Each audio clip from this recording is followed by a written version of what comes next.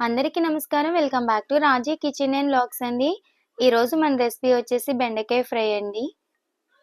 ఇలా చేస్తే బెండకాయ ఇష్టం లేని వాళ్ళు కూడా చాలా ఇష్టంగా తినేస్తారు. అలానే పిల్లలు కూడా చాలా బాగా ఇష్టంగా తింటారనమాట. సో లేట్ చేయకుండా ఎలా తయారు చేసుకోవాలి అనేది చూసేద్దాము.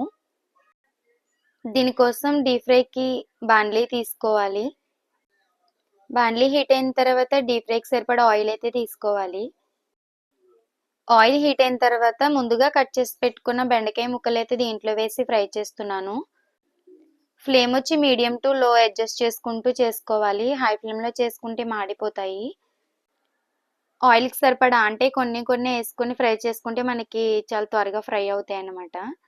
ఇలా కలుపుకుంటూ ఫ్రై చేసుకోవాలి. ఇలా ఫ్రై అయిన తర్వాత ఇవన్నీ ఒక గిన్నెలోకి తీసి పెట్టుకోవాలి.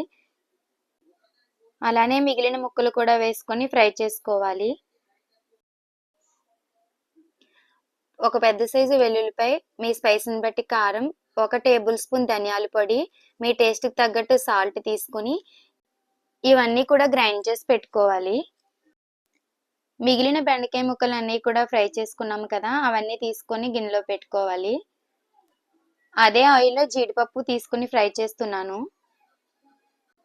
జీడిపప్పు ఫ్రై అయిన తర్వాత పల్లీలు వేసి ఫ్రై చేస్తున్నాను. ఫ్లేమ్ వచ్చి లోలోకి టర్న్ చేసుకొని ఫ్రై చేసుకోవాలి పల్లీలు. లేదంటే పైన మాడిపోతే లోపల పచ్చిగా ఉంటాయి, టేస్ట్ అంత బాగోదు. అదే బాండీలో 2 టేబుల్ స్పూన్ ఆయిల్ మాత్రం ఉంచి మిగిలిన ఆయిల్ అంతా తీసి పక్కన ఉంచుకోవాలి.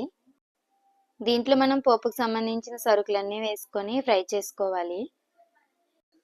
అవి ఫ్రై అయిన తర్వాత మనం ముందుగా గ్రైండ్ చేసి పెట్టుకున్న వెల్లుల్లి కారం అయితే దీంట్లో వేసి కలుపుకోవాలి.